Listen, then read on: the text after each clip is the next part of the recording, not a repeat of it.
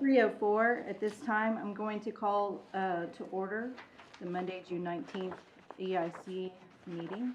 Our chair and our vice chair are both no longer with us as terms have now changed. So later in the agenda, we'll officially appoint someone to chair the committee. So with that being said, I will go ahead and lead us in an invocation. Dear God, thank you for allowing us to be here and to discuss matters of importance for our city. Thank you for allowing us to be part of this community and to make thoughtful, wise, and sometimes difficult decisions that we think will best benefit Kerrville and the future of Kerrville for all of the citizens.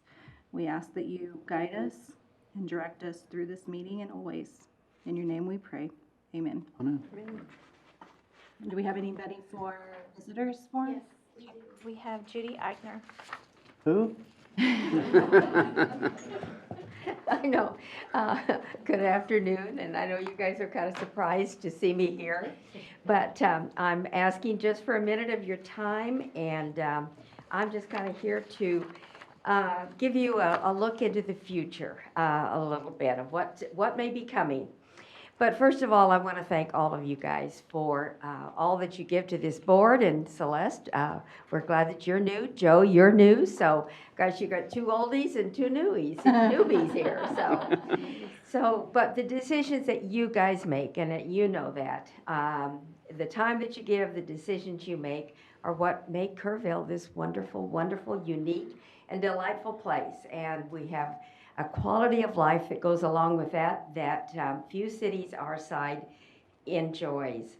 And that leads me to the reason that I am here. As you know, part of City Council's responsibility is to set priorities, and we did that.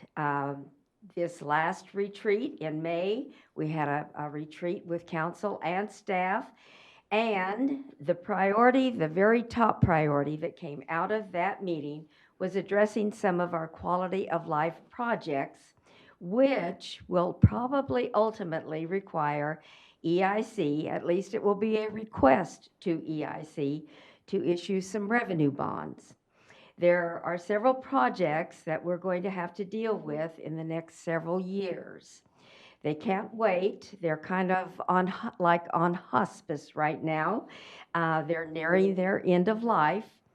And those include the pool, the municipal pool, the Callow Theater, the golf greens, and the Heritage Museum. And all of these projects are vitally important to our city.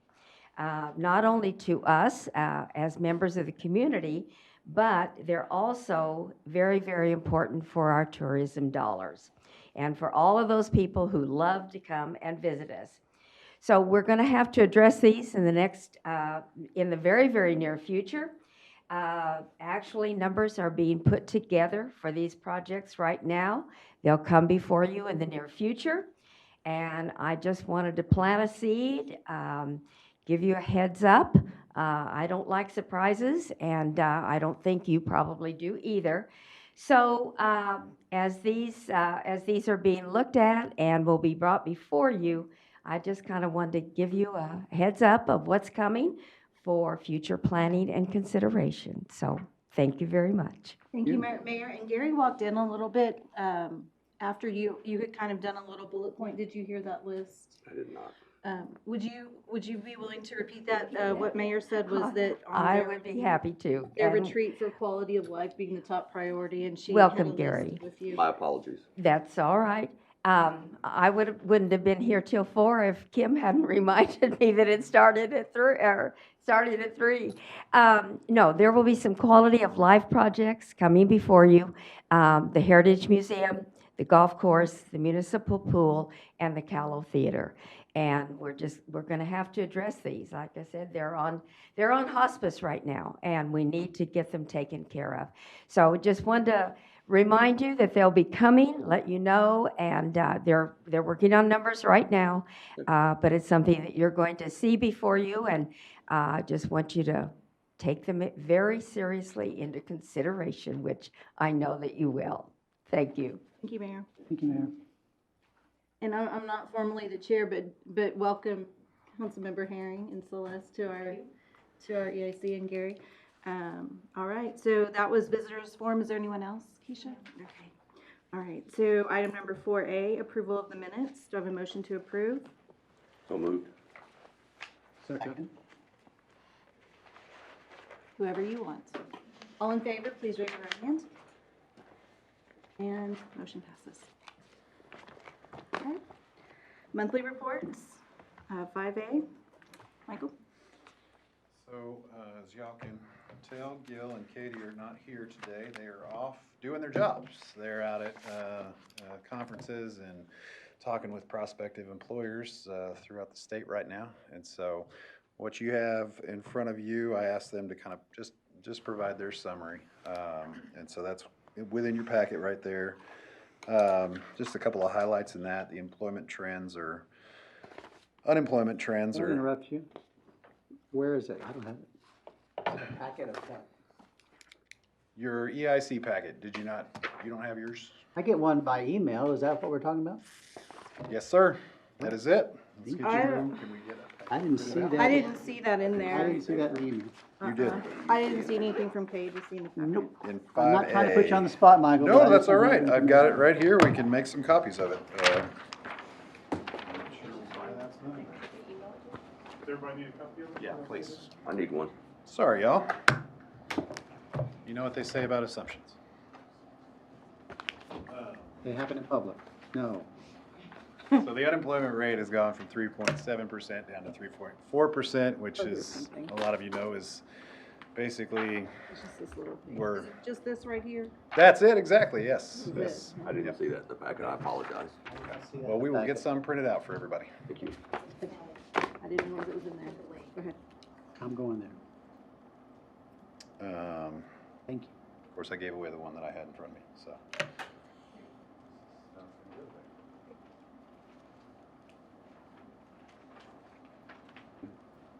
One of the interesting things that staff has been working on is out at the airport. The airport layout plan shows the zone, or the boundaries and outlines for which, what properties are subject to the requirements of the FAA. And the airport has within that properties that are outside of the fence. So right outside of the fence of the airport, as you're driving up the street to come to the entrance to the airport, those properties on the right, FAA has a preference towards aviation-related properties, which is fantastic, except there are limits to what you can advertise for with just aviation-related businesses. And so since that's on the outside of the fence line for the airport, we get approached by companies who'd like to be out there. But because of those limitations, the TxDOT and the FAA say that you really can't have like a full-blown, long-term agreement with somebody for a lease on that property if it's not an aviation use.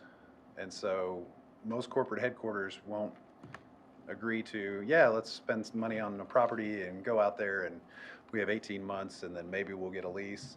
And so we've asked Mary and her team to review that section of the airport layout plan and allow for just commercial use, aviation use as well, obviously, but to open up that area for more investment. So Katie and Gail have been working on that. Does that make sense?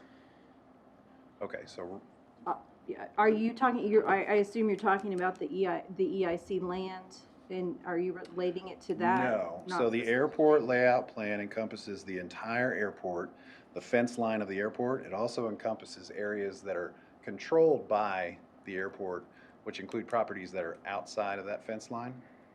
Controlled by, meaning owned by? Owned by, yes, owned by the airport. And so that property that's outside of the fence line has to have an aviation use right now. And it really limits the availability of, really limits us marketing that to companies that could come in and use it. It's basically it's grassland at this point. There was a fuel company out at one of the spaces that's got 10,000 square feet, and we've been approached a bunch of time by folks who are not aviation users. and we've been unable to move forward with that because of that restriction. So it limits the pool of applicants to lease property to significantly. So, working through that. Project Mount Saddle, I believe it was last week, prospects came in town, met with a bunch of stakeholders, and they're continuing to run through their due diligence process, and so that's going well. They were sad to see EA leaving. So we're excited to continue to work with those folks, and hopefully we'll have more coming to you in the months to come. And then the child care initiative, the last one there, Katie has been working on that quite a bit. And there's some projects and opportunities we talked about, I believe last month, that would have dollar for dollar matches with the Texas Workforce Commission to help with child care. And we still haven't fleshed out all that is entailed in that. And so I've asked her to get some more information so we can bring that back before the board. But as we have discussed in the past, one of the biggest barriers to entry in a market for a lot of people in town is the lack of childcare.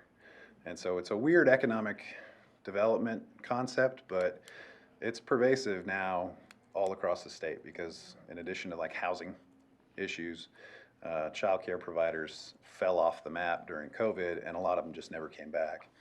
And so that childcare provision is now become one of the central working groups for a lot of EDCs, including KEDC. So, with that, I will turn it back over. And again, I apologize. I didn't realize this wasn't in the packets. Beginning it was, and it was my mistake. There was a link as, I didn't realize it. I mean, I had it printed and I didn't even realize. So. so it was my fault, sorry. Can I ask a question? Yes, ma'am. About the Ernst & Young coming? Are they looking for some of their clients, or are they looking for their own expansion? This is the third item. Isn't that tied to that they were selected? I think this is, One of those- that's just an they're just going to include KEDC in a marketing program. I don't believe that is for their expansion. They're doing the video featuring KEDC. They are. Yeah. That's right. If Kill or Katie were here, they would be much more. They're producing the video, and much- then KEDC is gonna be using that video. I'd have to get back to you on that one, ma'am. Oh, okay. Yeah, Gil said that they were selected one of 10 KEDCs in America or something like that. Is that right, John? You have And any that- more information on that? that, I don't remember all the details of it, but I remember they were gonna come down and produce a video and interview stakeholders. Yes. I'm not sure it's nationwide or in the state, but yes, they Statewide. got significant recognition. And I would just add that, I mean, I think in many parts of the country, this issue of childcare has been considered a foundational economic development issue for decades. It's new, it may be relatively new here, but it's not new nationwide. It's considered fundamental these days.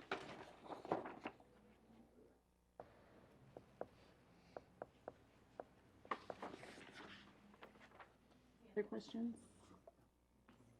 And I'll get you more information on the Ernst & Young. I'll get you hooked up with Katie and Gil to meet with those folks. And if you haven't met them yet, they can help explain a little bit more of that role. Okay. So that'll be part of that orientation. All right. And just as a clarification or question, Keisha, as far as agenda packets, we have agendas on our places when we come, is that right? As far as the packet and the backup materials, we either print that ourselves or we have it digitally accessed, but we can also ask you if we need the entire packet printed. But it won't be printed, Okay. Unless, yeah. I didn't. I didn't know that, yeah, and I didn't I know didn't that the follow the first link. time, It's so my I fault. didn't, yeah. It wasn't Keisha's fault, it was my fault. Well, and I didn't have, the first time I Just good came to a clarification. meeting, I didn't have the packet or backup, so it was just, yep. Okay, so if you do need or want any part of it printed, I guess let Keisha know, other than the agenda itself, so. Gotcha. All right, 5B, Okay. EIC project status.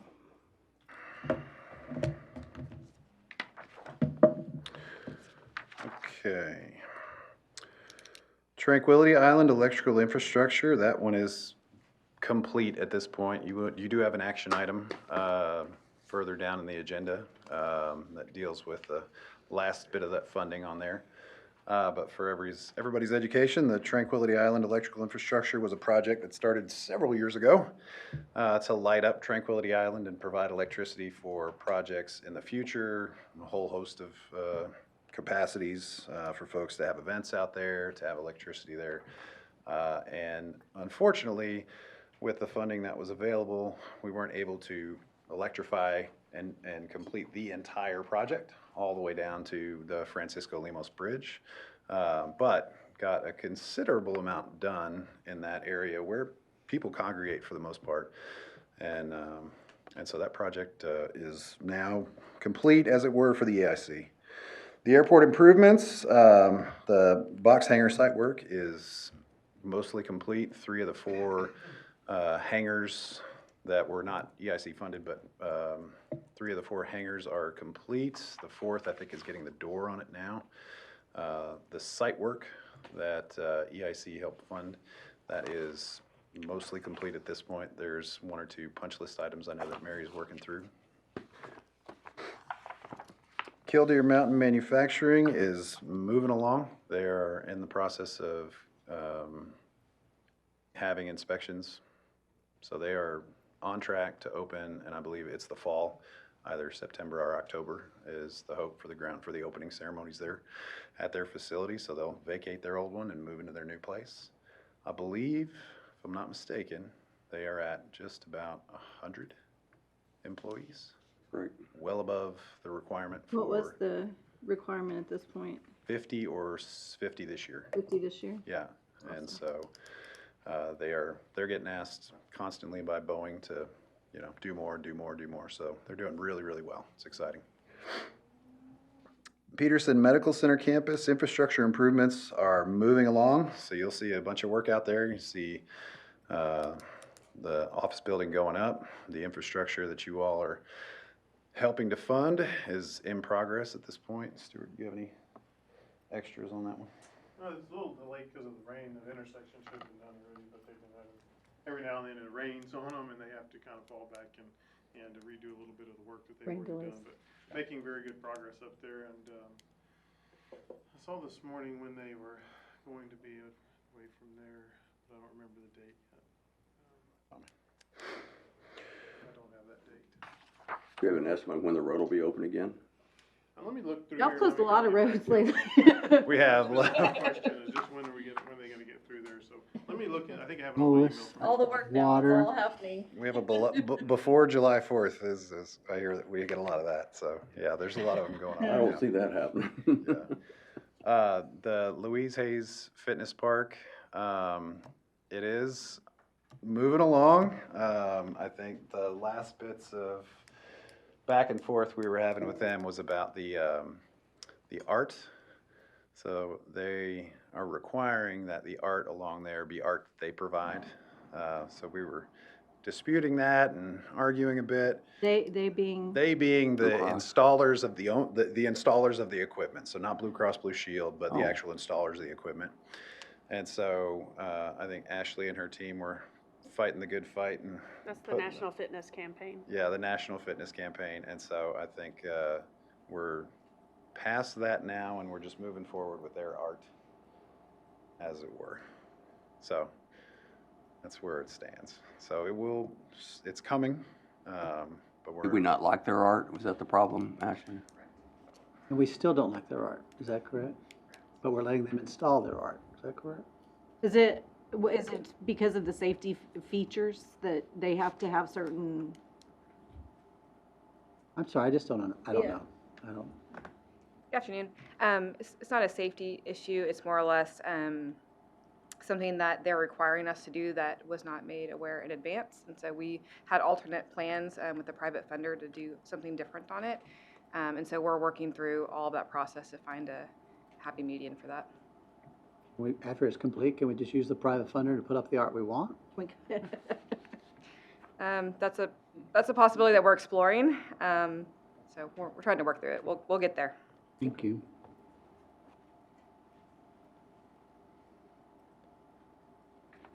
the downtown area streetscapes. So this is the closures Doesn't bother us, we're fine. closures that are being seen down on Water and Clay Streets. So K-Pub is actively, they are blowing and going. They're going as fast as they can. I think our guys are out there now.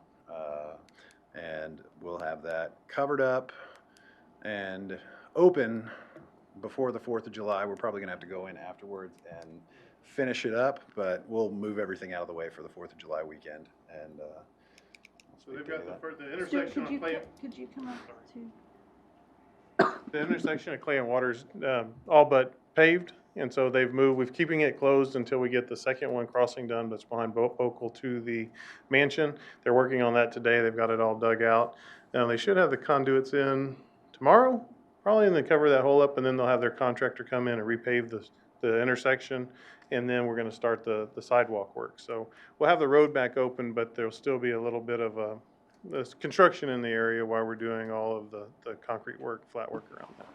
Just commend both Cape Pub and the street department. They've been communicating with us very clearly. Everything's fine. They're working very closely together, so.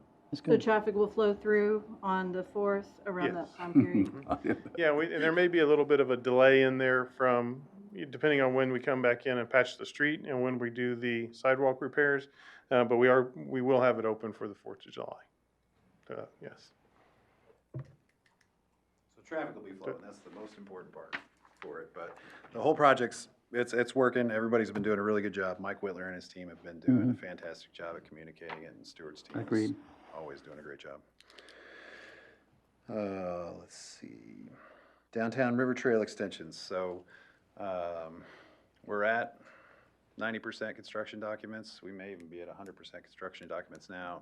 Basically, at this point, we're just working through the easement acquisitions for a few of the landowners and just kind of hammering out the details on what that looks like.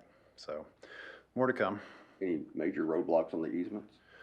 No, I think there's just some requests from the landowners, which are reasonable, and so we're just kind of working through what we can do and that which we can't. And so we're going to have some meetings and just sit down with them, and I think we're making good progress. This board does not know, but I want to make sure everyone understands that because my family owns property on that road, I have recused myself on any vote, and I would if it comes before us. Right thing to do. And luckily, I think that part's already done. So they already approved the funding, and council already approved the funding for it, so.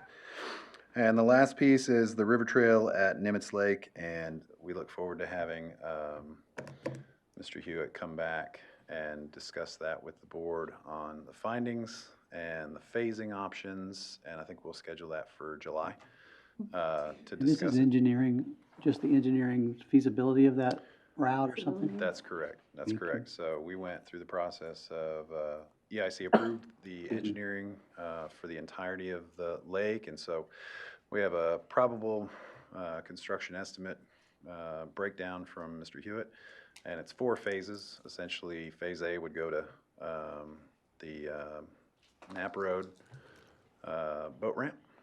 Phase B would go to Thompson and kind of stop there. Phase C, or 3, would go to the landing. On the other side. On the other side, where the proposed, where the Granger Park, right there. And then D would be back, some iteration back. In the air somewhere. It's very much up in the air, and there's some challenges there, obviously, because the crossing of the river, the water treatment plant, yeah. And so we'll cross that one when we get to it. But, Just for the new board members, we took that step. There's been quite a bit of discussion about the river trail here, whether it should, as originally designed, go back to the east and connect to G Street. And we had some of the board members that felt that we had enough of that downtown and they wanted to pursue taking it west. So it's still very much up there. This is just a feasibility study. This is not, we have not voted to fund the river trail going west at this point.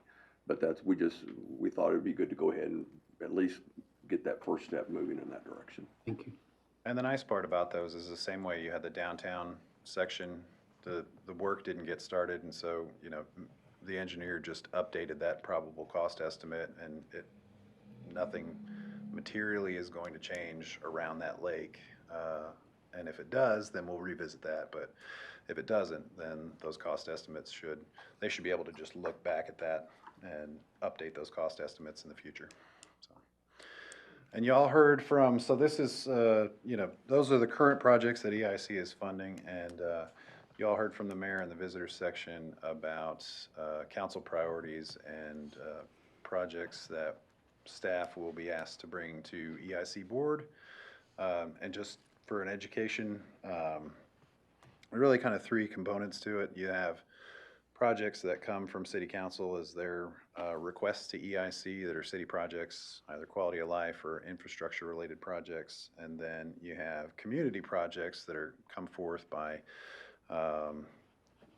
Kerrville Christmas Lighting Corporation is a good example, asking to help fund projects that they're doing, or other nonprofit boards that have requests.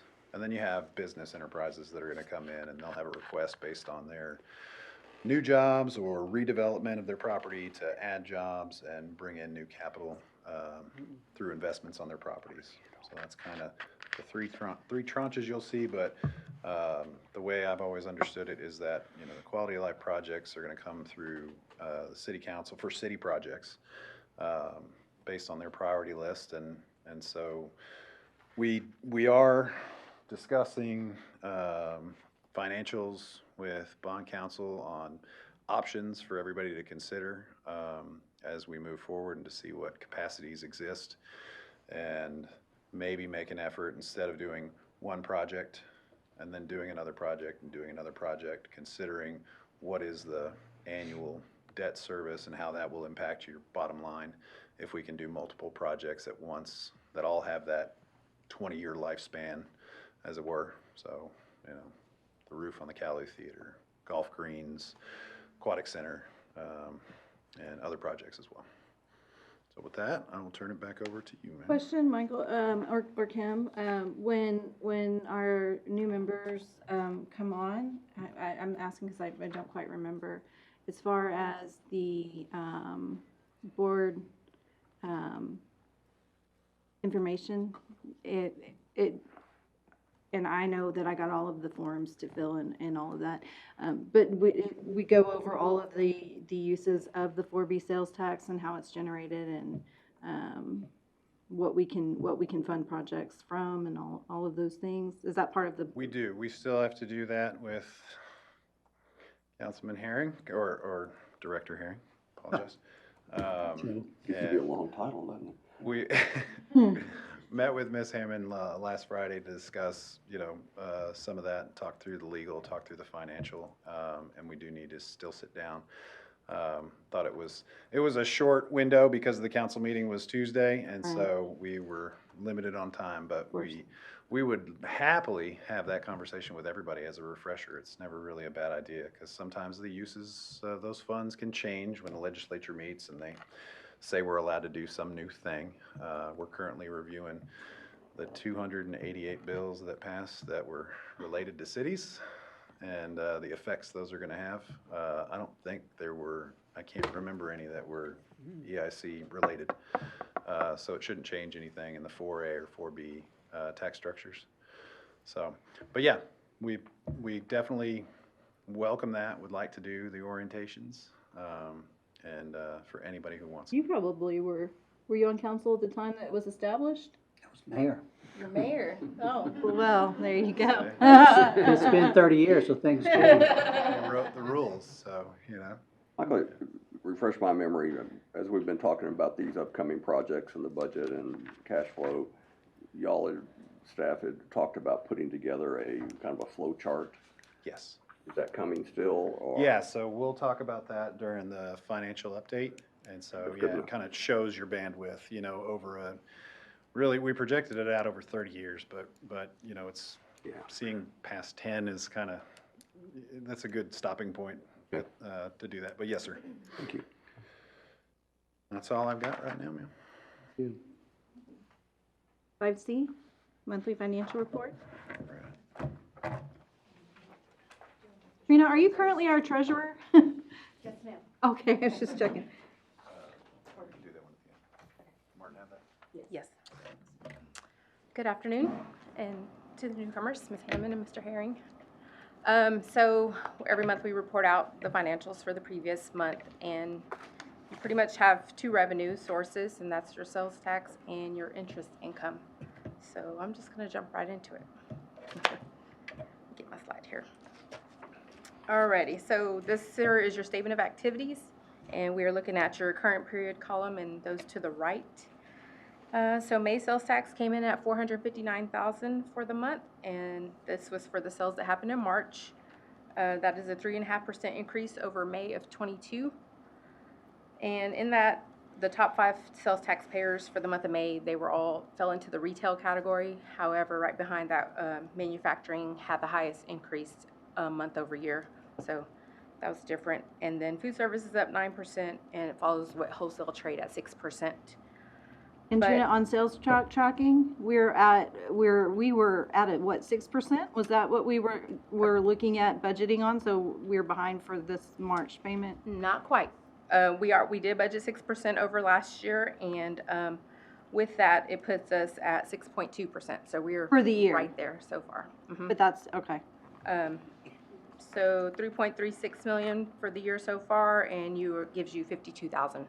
And for new board members, over the past years, we've tracked at more like 8 double digits. Double-digit increases. And so it was a conservative budget of 6%, I would say, but it's the closest that, since I've been on council or on EIC, that we've ever been tracking to budget. So, A little bit of a concern. yeah. Yes. So it's a big swing. And we are looking at that very closely for. I mean, we're still ahead of fiscal year budget, 24. but it's just, we usually sandbag a have little some bit, cushion, yeah. yes. Just that quick question, does that have to do with tourism? Is tourism down? I think most of it's related to the inflationary period that we just came through. People quit spending when the interest rates went up, and so it just Right. slowed the whole economy down, and Right. we're seeing the result of that. Okay. During COVID, people were sitting at home and buying everything from Home Depot to find something to do. And now, with this inflationary, that's my take on it. You guys are the experts. Exactly. But The- everybody's just pulled back a little bit and said, let's slow down. The past 2 years, we have had those high digit increases, so it's hard to sustain that year after year. It's gonna have to level at some point, right? And we're seeing it. So we did receive June sales tax last week, and that came in at $379,000, and that, however, was a decrease of 6.7%. We haven't got our comptroller report on that yet, but we definitely are looking at it, see what categories are being hit or whatnot. June would be what? April. April? Factored in, that actually does give us the 6.2% over last year. Oh. The June is still considered. You got that calculated in Yes, sir. to it? But it was down, what, 14% over last year or something like that? No? Oh, we haven't been down yet. This is the For the lowest. month?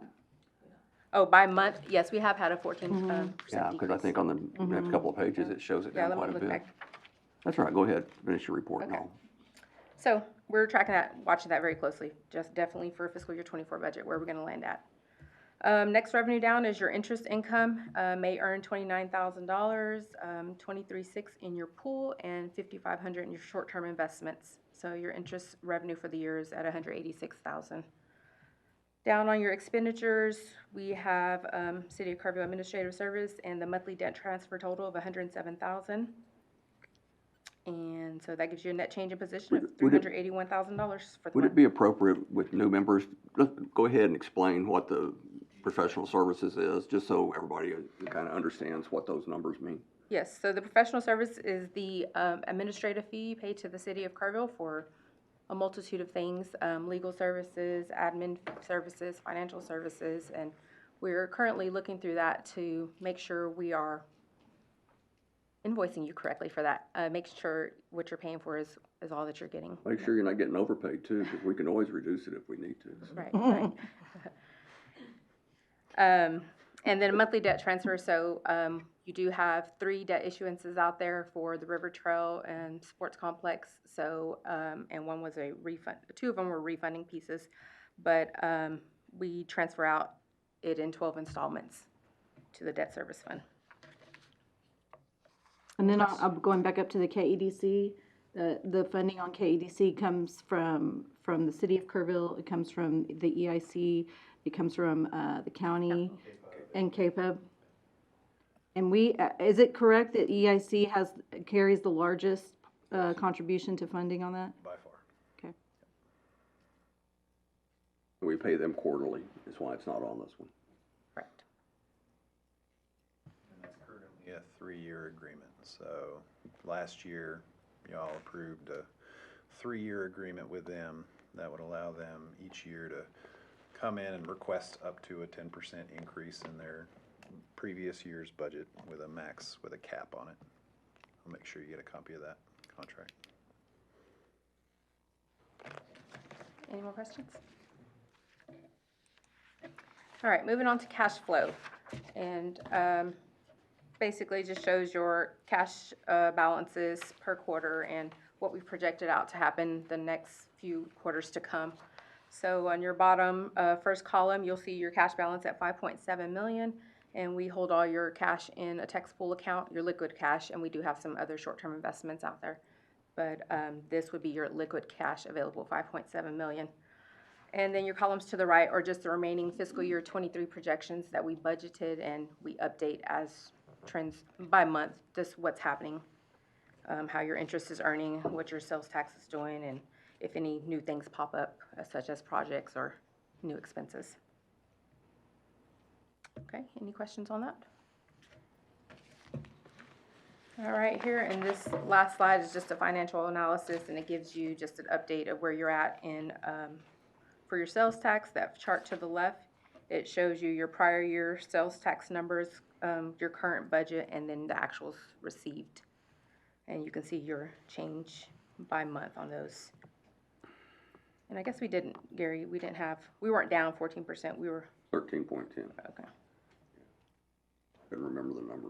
I knew it was, I hadn't seen a double-digit negative But yeah, budget versus in my memory actual. anyway. Yeah, If it hadn't been for October, I mean, keep us holding, right? yeah. Yeah, we do have a lot of out-of-period payments come in. They either pay prior to the period they are due, or some pay late sometimes. So it does alter that number, you know. In a perfect world, everything would just be paid on time, and we wouldn't have to take all these factors in. But it all nets out eventually.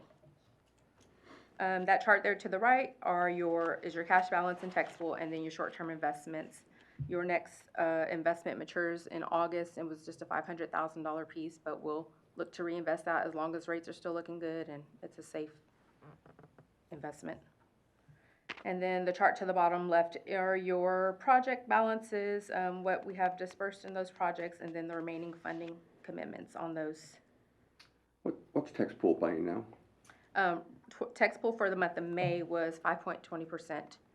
And then your short-term investments are 5.28, so you're. Really not a lot of difference in them at this point. No. They've really caught up. No, but the pools will be the first to go down when rates start decreasing. What's that? The pools Pool, rates, those will drop first most times. And the Peterson payment on the bottom, we're paying that out in 2 payments, is that right?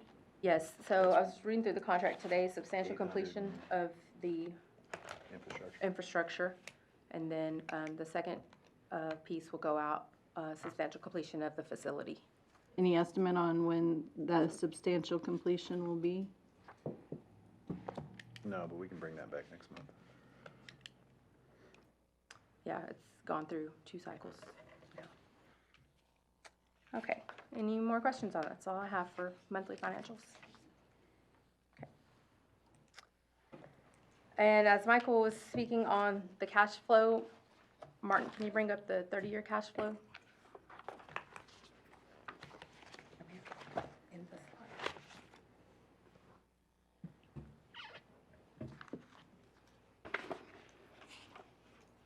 It'll come up on your screen.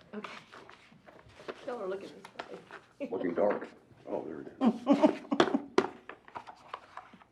Oh, Yeah, what is it? Sorry, Martin.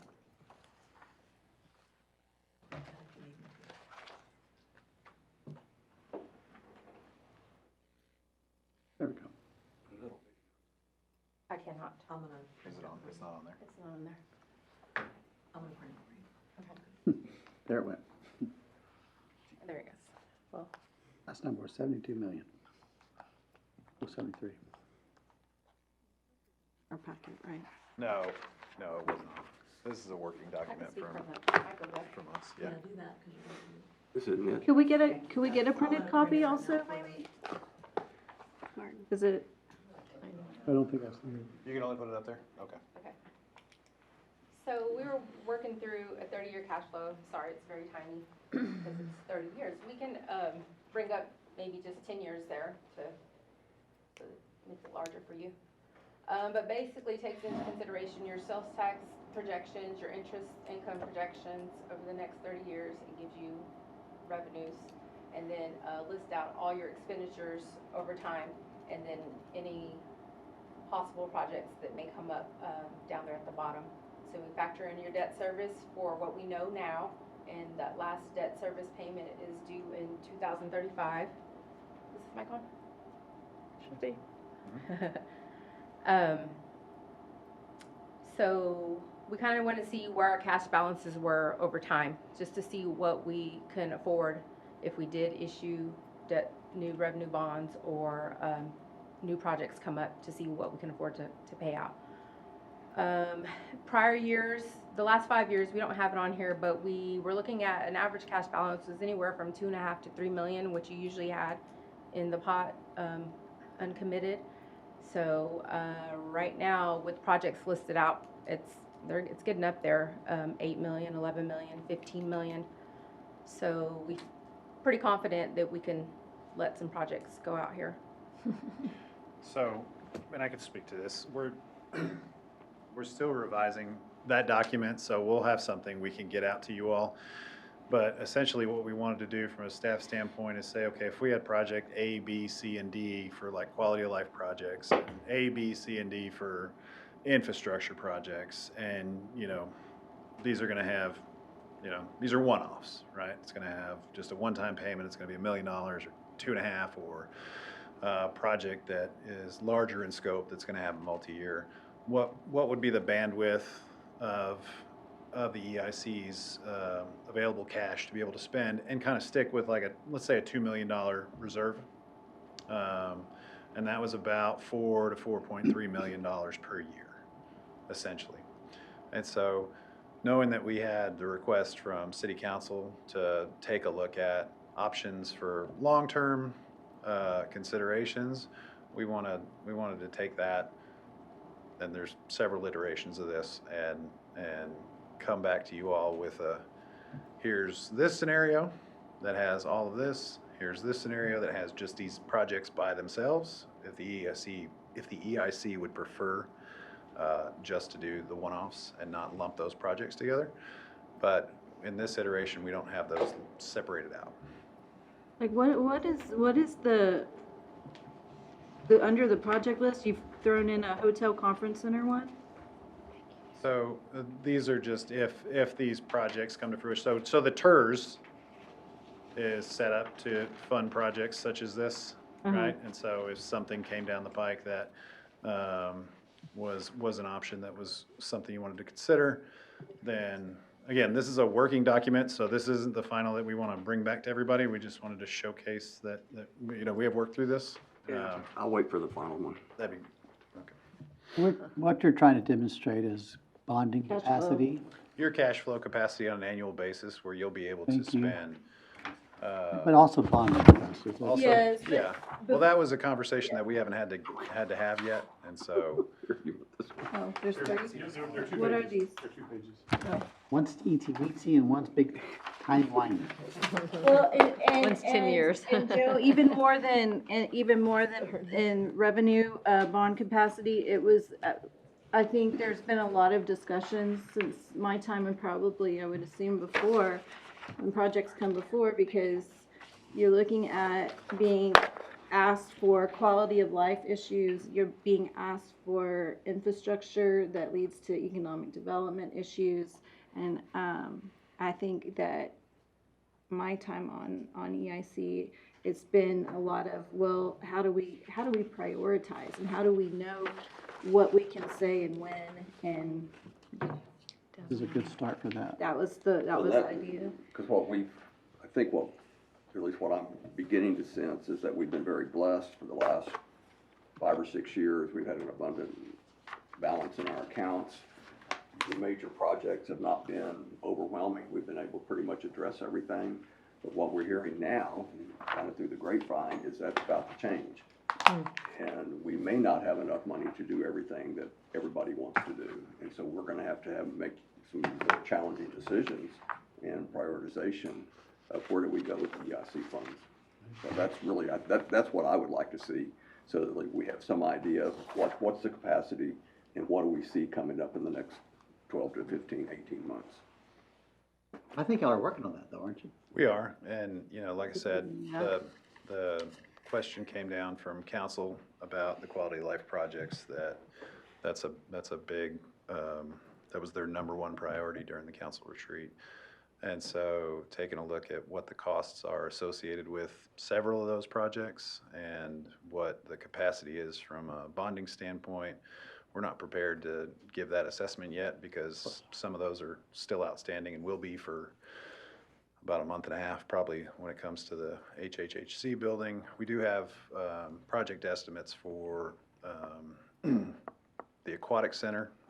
Y'all saw that when Ashley came before you, and you have already seen that because you were on the Parks Board when they were coming up with those plans of the different iterations of different levels of investment in the aquatic center. The golf course renovations would be new greens, new bunkers, irrigation, some other projects as well, and I think we're still fleshing all the costs out associated with that. We have had cost estimates on the Calu Theater roof, so we had that done. We don't have a funding source for that as yet, and so that project's kind of in limbo. Yellow Center HVAC too, right? HVAC and the roof, yes. Yeah. So the city has no deferred maintenance fund that y'all set aside each year to deal with long-term projects like that? We are working through that right now for an asset replacement process, and we do have that. But as far as the Calu Theater is concerned, there isn't a sinking fund that was set up to cover the. There is maintenance. There is a maintenance fund, but it's insufficient to cover the cost of that roof replacement. Remember how we used to, every year we would do a budget transfer to buy big equipment or something with our surplus at the end of the year?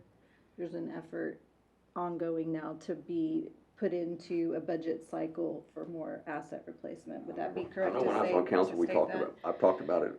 It's a been, number of and it times. has, and starting from the time you were on can't run a business and council, not having right? funds set But I would aside to take say, care of maintenance. yeah, and I would say from the time that you brought it up through now, like it's been an ongoing, I've seen it in the budget cycles throughout the last few years, move towards the asset replacement and making that strategic move instead of saying, here's our budget surplus and what are we gonna throw it at?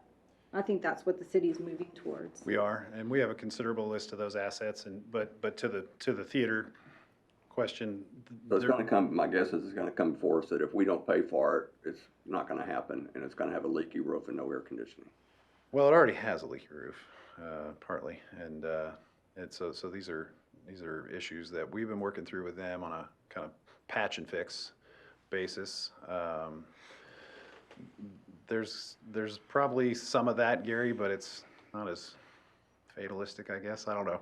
I think the approach is to come find as many funding sources as we can, but EIC would probably be Well, first and on it's that not list. just the Calo Center, I mean, I've addressed this several times, you know, the new building we're trying to open up, one of the oldest buildings in town, it's gonna be a maintenance issue.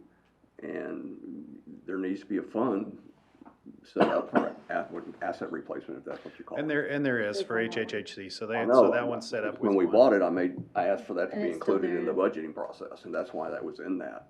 But that, to me, it's crazy. We're working through that now. I can't speak to the past, right? And I think it's a process that kind of takes quite a bit of time to work yourself up to have a full asset replacement schedule. The laundry list of things that we bring to council and say, here's what we need. We would all, from a staff standpoint, love for that to be a steady, here's the number. right? We know that we're gonna have to replace these vehicles, these roofs, this equipment, we're gonna have this staff and all that. So the staff from finance and all the departments have been working collectively to really get a catalog on a system that if we all left tomorrow, here's what the need is, and everybody could push forward and know what that is. But, yeah, putting that cost together for future, I'll get off my soapbox. no, it's okay. I love it. I'd love to pay cash for all the But I things. think it's important that you know that, you know, once the last 2 years when you were off council, it did continue to, your words were certainly have been pushed forward over the last few years, because every year we come back to council when it's budget time, and of course I won't be there this time, but it's always been a movement to start going through assets, and, you know, the vehicle asset replacement was done and reviewed, and it's been getting more and more focused going forward. That was a big push that EA was making as well, so. Michael, I have a question. Sir. As you know, over the last year, we've had occasional conversations about how much of our project work should be on quality of life versus other types of things. My personal view is most quality of life projects have a very substantial economic development benefit. They're foundational. Not all of them, but most of them are. River Trail would be a good example. But apart from that, what is your strategy to be ready for 6 months from now? Bill Salinas comes in and says, we've just got this great company that is interested in our community, and it's just the kind of jobs and product and company we want. And we're gonna need $1 million or $2 million, and we need it within 6 months. What do you do to anticipate that sort of thing? I anticipate that this board would be able to withstand that. Excuse me. So, there's a couple of things to consider. If it was an investment needed of, 10 times that amount, then it wouldn't be possible, right? But that's not what's gonna come, I don't think that's what's gonna come down.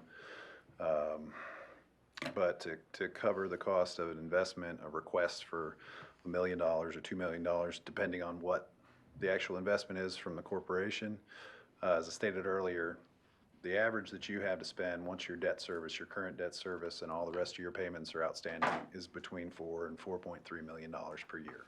So if you had let's say you had an additional debt service of $1 million, $1.5 million, you would still have capacity each year to withstand a $2.5 million project, or $2.5 million to disperse through different projects. Certainly through a jobs creation project, you'd be able to handle that and still have a substantial fund balance that would exceed 100% of your budget. I've been impressed with what Gil is doing, Katie, and I think that, and as you know, they've got some pretty interesting stuff and potentially in the pipeline. Typically, at least in my experience, city incentives of 10 to 20% of a total capital cost of a project are fairly typical. At least that's been in my experience. Get into really high-tech projects, that percentage can go up significantly higher than that. And I'm just anticipating and hoping that what I think is going on with Gil, we're going to see some opportunities across our bow. Well, and I think that what you're saying goes to the point of kind of taking these projections and looking at, as we discussed last month, maybe the members that just rolled off, and having some sort of work session once we have some projections. I mean, and to Gary's point also, I think we would all prefer to be in a place where we're not fixing things that are already exist, because those things are already on a maintenance schedule. That would be ideal, that we were able to have the cash flow to support economic development, and then be able to also support, quality of life projects, be it improvements or whatever needs to happen right now. So I do think the idea of doing a work session and possibly having some Gil or KEDC at some level involved and council at some level involved and board at some level of involvement to feel a little better. I think we all have anxiety over projects when they come up because we don't, we don't, and I think this is a start to that, but I mean, I think those are both valid questions and concerns as well from Gary and also from Tom. So if you break down just to answer that question, and historically, the projects from 1999 to now, if you take out the athletic complex, which is kind of a one-off there, it's about a 50-50 split between infrastructure projects and quality of life projects. So that was, what, $9 million for the athletic complex? That sort of a more tourism related necessarily than a quality of life project although I use that athletic complex all the time. Well, that's the problem, is they're all very much intertwined. Yeah. To your They are. point, I mean, we build a river trail and it drives People companies come, or encourages yeah. companies here. We put in sewer lines so that they can build their buildings. That's So right. they're all very much I agree. I support intertwined. Kim's suggestion to some sort of a workshop, I think could be helpful. And I think that the other thing that's happening is that it's becoming more and more apparent that things that 10 or 20 years ago you would not have considered, quote, economic development are in fact economic development today. Childcare, housing are fundamental economic development foundational requirements. And I think it would be helpful for us to talk about that and understand how the city's gonna look at that and how we should. So KEDC's strategic plan has been finalized and includes that within that document. And so next month, I think it would be a good idea for Gil and his team to come up and they can go through that strategic plan, what they see, because they're not going to go through the quality of life projects. They're going to go through the workforce housing issues that you all will consider. And so we can prep him for that, to have that conversation. And we can workshop that if y'all would prefer, before a meeting or during a meeting. Okay. Let's move on. Yeah, let's move ahead. Thank you, appreciate that. Okay. Item 6, okay, this is the official part. This is the part for nominate and elect officers. 6A says we need to nominate and elect a president, vice president, secretary, and treasurer. I submit Kim Clarkson, I nominate for president.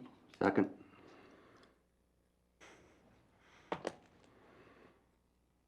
Any discussion? Well, I made it through this meeting so far, and thank you, thank you for the nomination. And if you would like me to serve, it would be a pleasure to do so. Need to take a vote. Let's do that. All in favor? Yay. All right, thank you. And nominations for vice president. I'd like to nominate you, Gary, if you would I'll do it, consider that. So if they want me to. Second. so we have a motion for Gary and a second. Any discussion to follow? All in favor? All right. And Keisha, are you our current secretary? Yes, ma'am. I think you are excellent at that job. So do we need a formal nomination of that? Keisha, I would nominate you to be the secretary for EIC. Second. Discussion? Favor? And Trina, you've also done an excellent job. Would love to see you continue. I'll nominate you to be our treasurer. Second. All in favor? That was easy. All right. Item 6B. Now we have, let's see, we have an EIC representative to KEDC, which is John. John, are you interested in continuing in that capacity? If it's the will of the board. I'd like to move that we can nominate John to continue as our representative to EIC. Second? KEDC, yes. Our EIC representative, KEDC. We have a second. All in favor?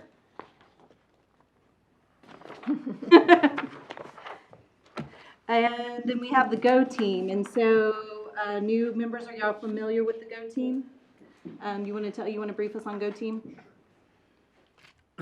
So the Go Team is essentially the first blush at a project. And that is consisting of staff from the city, staff from KEDC, county commissioner, that's selected by Commissioners Court, and a representative of this board, which currently is Kyle Bond. And so I can say that Kyle has sat through challenging a recent request that came through from Shriner, and did a really good job at weighing the pros and cons and made a recommendation. And so, from a staff standpoint, we feel like he did a fantastic job. I don't know how long he's been doing that. Has he indicated a willingness to continue? Should have showed up. I would think that he would be willing to continue, should he be nominated. He's willing That's right. to. I'll nominate Kyle to be our There you Go go. Team representative. Okay, we have a motion and a second, all in favor? All right, good enough. All right, consideration and possible action, 7A. We have some meetings that you want to look at rescheduling. We do. Typically, each year, y'all would make some modified schedules to allow for the holidays. It's just going to be, they always fall seemingly on the day that there is a holiday. And I think in the past, the meetings have been scheduled. And then as the chair and staff discussed, if there wasn't an item, then we would cancel it at that time. But that's the purview of the board, however y'all would like to proceed. You want us to go ahead and reschedule them today? Is that what you're asking us to do? Do you have proposed dates? Their suggested dates are here. Thing the week before the Christmas holiday. To fall on the Fine honor with the me. year of the holiday, and then January is, and then January, February fall when the city is closed, And our regular is the third Monday, third Monday of the month. so those would change to the second, or, Typically, they've changed to the second. Second on those depending. votes. It makes it a little bit, last year it was interesting because it got a little complicated because we didn't have a chance to go to council before we brought items to you because it was because of the the way the dates first, work. because it was like before the meeting. Right. So that was a little bit, we had to work through that a little bit. I think this board's pretty flexible, that if you just give us notice, and we can reschedule them. If we have enough time, we can get it rescheduled for a different time after the council meeting. Or we can do a special call meeting again like we've had to do in the past. Can I make a request that if we do change those dates, that we go ahead and get calendar requests for the entire year that we can change? Because sometimes I get confused by that. And I know that the agenda and the request and everything goes out timely on Friday, but sometimes I'm going, oh, wait, it's already happening and it's on Monday, and it's just, if it was already sitting in front of me, would be fantastic. Need a motion, ma'am? Do y'all want to just go ahead and amend to the dates that are proposed by staff? Fine with me. What was that date? It's There- several, it's gonna be over several, Oh, Yeah, you can click on the. Okay. It's another click on oh, it's another link, okay, I'll get it. It's basically moving from Okay. November, December, January, and February from the third Monday to the second. and Monday. understanding Okay. that we could either change or cancel the meetings depending on what's happening with I see. project status and agenda items. And we know everybody's schedules change and, so. Good starting place. We're easy to get along with. Yeah, do you need a Some of us motion are. then? Yeah, it sounds like we need a motion to amend the proposed schedule for the dates that are recommended by staff. I would propose that we reschedule the EIC meetings November through February as indicated in the agenda bill. We have a second? Second. Motion second, all in favor, please raise your hand. 7B, let's see, consideration of a request from Kerrville Christmas Lighting Corporation.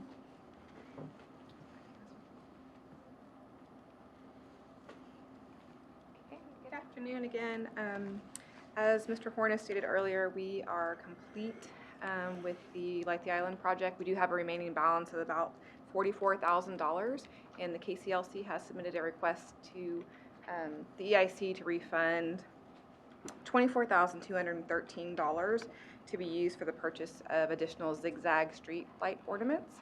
And so we have placed this item on your agenda today for your consideration. And the $44,000 balance, that's EIC funds? Yes. Yeah, because, again, just refresh my memory, because since the city handled that, they raised the money and then gave it to the city, is that correct? Correct. Yeah, it was a So we've had- $200,000 budget, half from EIC, half from KCLC. Yeah, And and it was so, given to the city. They weren't able to complete the whole project, so then there's a fund balance. The project is defined as this whole thing, and so that was kind of part of it. So, And- yeah, And they have a need for that remaining balance within their current fundraising scheme. So they're, what are they buying? the ornaments. The ornaments, that's right. So, that'll leave 20,000 still in that budget. And we'll just do a budget amendment, putting it back into, taking, because is that what will happen? Yeah, we won't have to really for EIC, it'll roll back to the project when we close the project, and so it'll just go back to your cash. Cash balance, okay. In the project. Yeah, a little bit different than like general fund or I something. just, But yes, I didn't know if we had to do an amendment no, or not. it'll roll back to your budget. we had asked staff in the Parks Department to come up with scenarios to expend the remaining resources on that project to continue it, if there was a way to kind of move down and add some additional trees, et cetera. And while they were going through that due diligence process, KCLC came back and said, hey, is there a way that we could claw back some of that funding for our other project? So, Discussion? I'm fine with it. No discussion? Okay. I'll entertain a motion. I make a motion that we refund $24,213 back to the Kerrville Christmas Lighting Corporation. Second? We have a motion and at least 1 second. All in favor?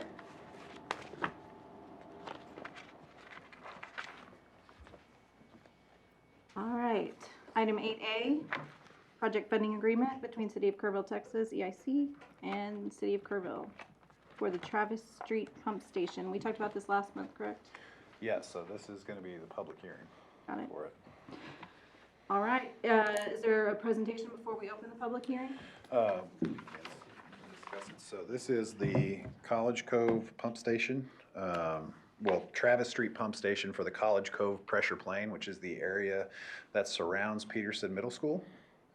And so in the Water and Wastewater Master Plan, there is a need for upsizing that pump station from the 250 gallon per minute pumps to a future build out of 2 600 gallon per minute pumps. And so the request from City Council to EIC is to go ahead and pursue that to help with development in that area. So this is one of those limitations in development it's a little bit different than your normal upsizing of a water or sewer line, which is a lot easier to kind of convey to the developers. And also, it's just a language that they better understand. When we ask them to upsize those pump stations, it gets a little complicated, but it's still a necessary item for them to do within the scope of how we run our system.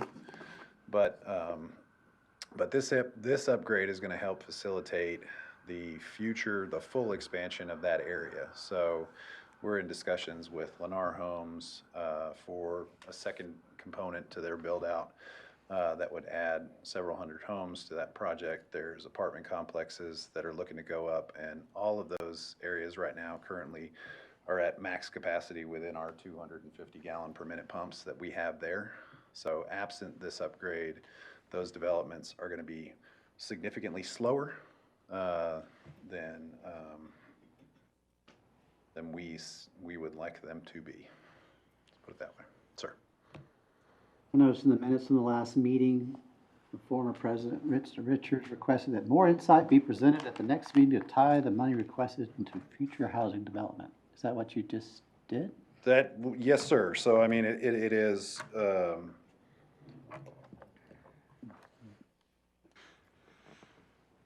except for the commercial projects that will be along the loop, everything else, not everything else, but predominantly, unless there's a zoning change request, The other areas of the College Cove area are all zoned residential. If I remember correctly from discussions at city council, is any of this funding, is it possible that some of this funding would be refunded by those developers?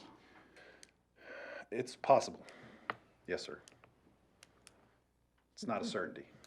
So I mean, we can go through this again. We had a lengthy discussion previous 2 meetings, I guess, and that right now, it's our understanding this, if we were laying 600 feet of sewer line and they were tagging onto that, then we could charge them for that because that's their capacity, that's what they need.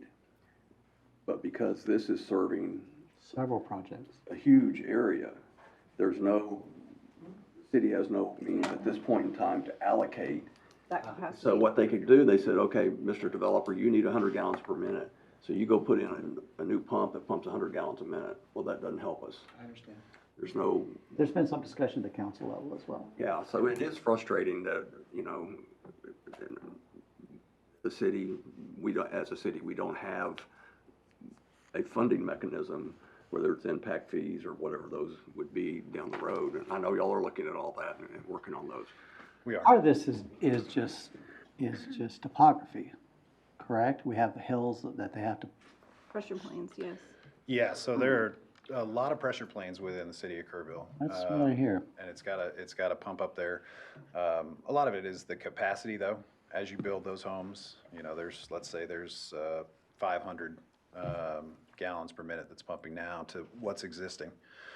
You double that size and that pressure plane, and you've gotta be able to pump 50% more to cover that, to make sure that there's adequate pressure to reach those businesses and homes.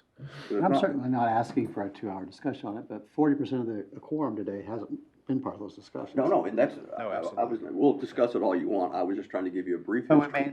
may not be able to recoup any of that. There's no easy way to recoup. I think that's the conclusion, is that correct? That's what it seemed like we got to at the end of the last meeting, If you build it, and partly, I don't want to say it this way, is if you build it, they will come. So if you build it, they're gonna use it. They are going to use it, but And it's gonna benefit existing neighborhoods. I think it benefits Everybody on that pressure everybody. plane. That's correct. So, I Because their service is gonna be more reliable if that pressure plane is more adequately served. it's certainly it's gonna ease up the process for somebody to come in and say, hey, I've got a development I want to bring forth. I've got X number of homes. I've got this much infrastructure that I've got to put into my system. This is one less thing that they're gonna have to wait on us to get funded or us to get put in, because we won't have them install that infrastructure. That's us. When it's our system Right, right and it's several there. projects, if I remember correctly. It's several projects. I mean, several potential projects. That's correct. Michael, And several needed projects. Yeah. From a housing standpoint, yes, ma'am. So we have a need for, Thank you, Gary. at Thank you. 4 or 5 years ago, 3,000 to 3,500 doors. That need was exacerbated by COVID, so I would imagine that need is closer to 4,000 doors to help fund houses for hospitals, for state hospital, for us. I just had an email from the police chief, and he said, hey, can you send me that Lennar number, because I've got my staff wants to get on that list. Michael, from your perspective, get that Lennar is up there and the number of homes or the type and how many of them might be available for employees in the community. Is it your view that to do any development up there, housing of any sort, residential, that this is a but-for situation? This is one part of a but-for situation. There are multiple. Yes, sir. Stuart, did you have something to add to the I discussion? can add just a little bit, because we talked a little bit about the history of Kerrville, and, you know, Kerrville's pretty well built out next to the river, and as we push up into the hills, that's where projects like this really come to fruition, and even on some of the property on the future Lennar subdivision, there's parts where it gets above the next pressure plane. So this will serve and it will help all of that pressure plane. It will serve all the new homes that are outlined in there below a certain elevation. And it'll add all that at different capacity.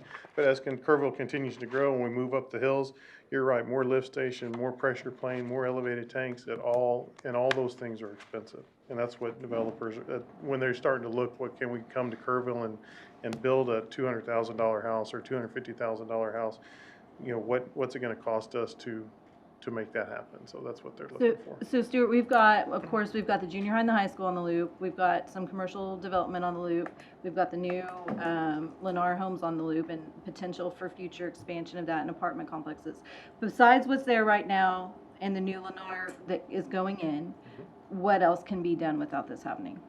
Without this happening, the next developer that came in was Kerrville 38, and they put us over the threshold, and I don't remember how many The doors one that developer is. pushed you over, and that was, I mean, One more the above end. what we have now, yes. Right, ma'am. so it's. Depending on size. I mean, one Without more house this, or nothing something. happens besides what's happened, besides where we are right now. It's, until this happens. A nothing. single A single apartment development can complex throw it over. would be insufficient. And so one of the challenges from having them, as Gary mentioned before, one of the challenges of saying we have a need for 200 more gallons per minute because of your development, they will come in and put the minimum.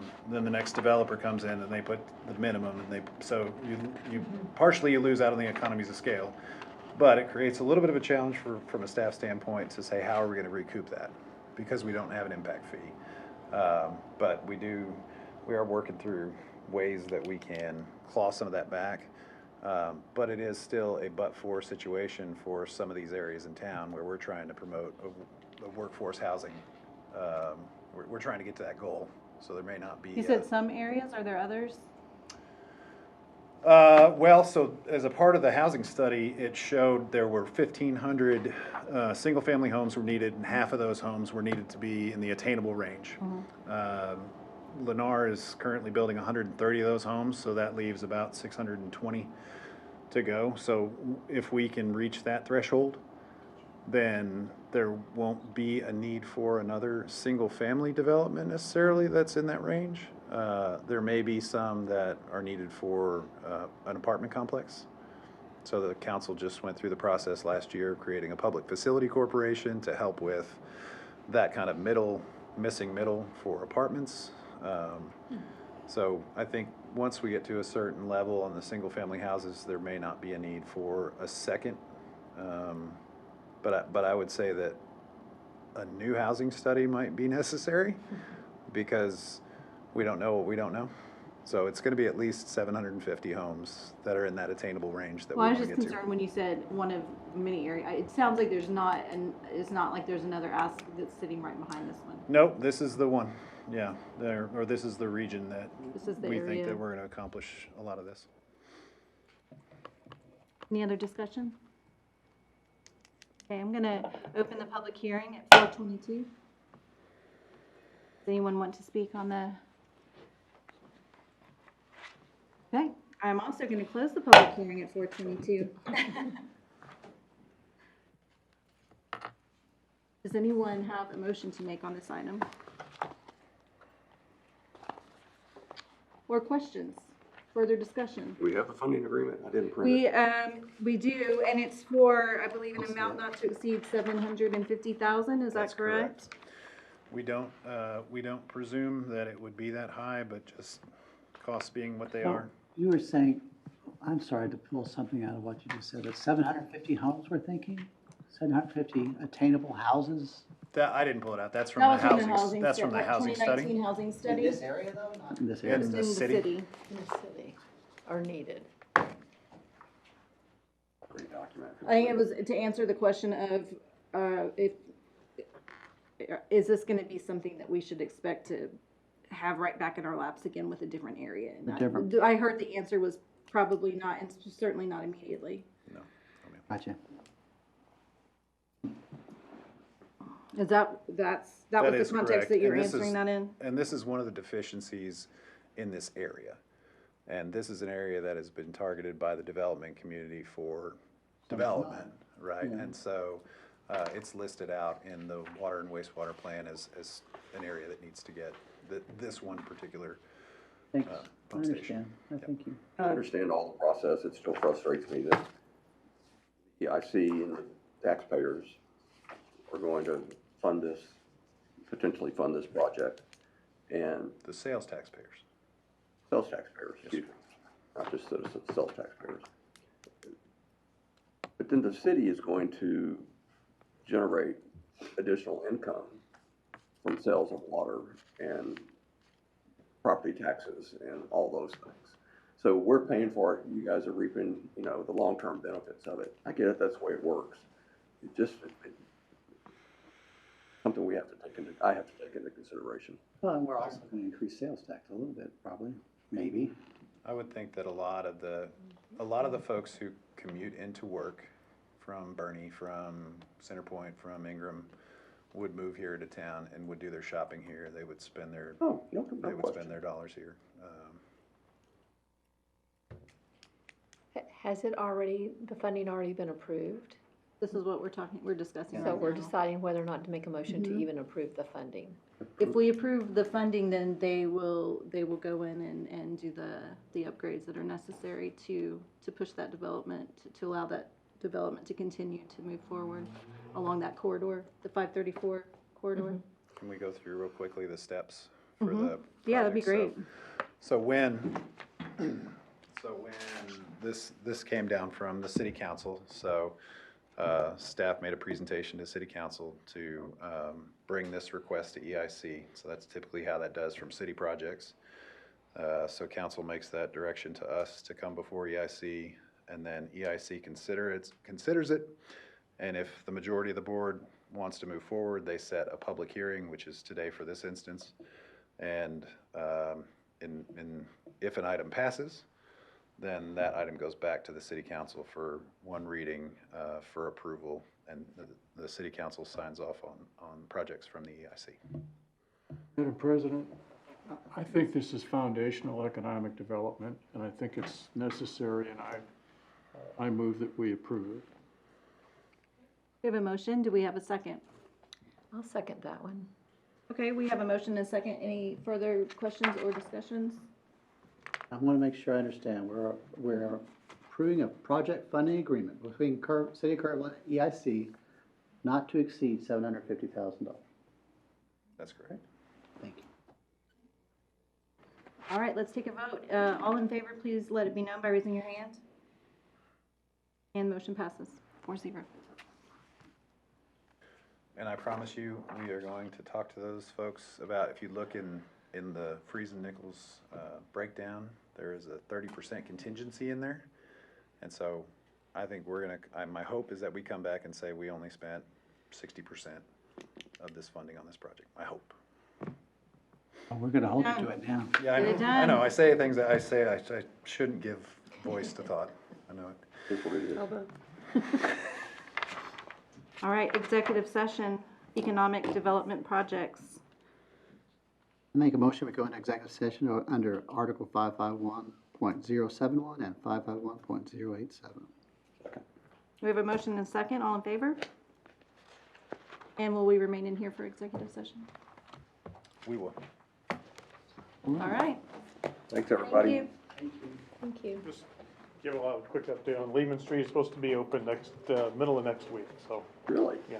Just that area there, not the whole parking What lot about and Lois everything. Street? Stuart, what about Get out. Lois? Lois. After We executive session. need to talk about that. just About Water whenever you have Street. time. I moved to work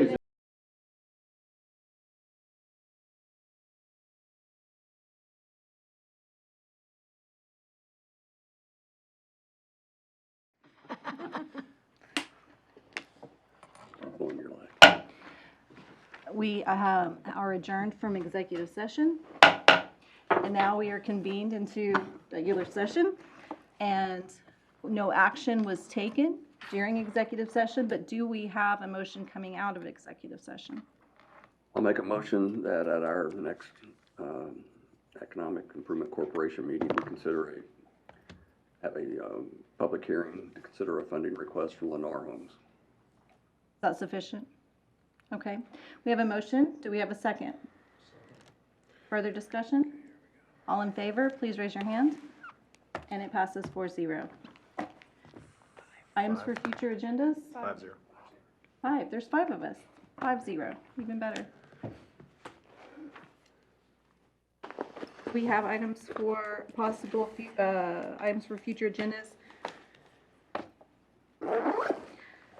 I would like to just, consider what a joint, maybe planning meeting with, With city council. with, and/or, Gil, KDC, just to look at some of the items we discussed earlier today. Is everybody okay with that? Yes, Fine. absolutely. Okay. We are adjourned. Thank you. Thank you all. Thank you.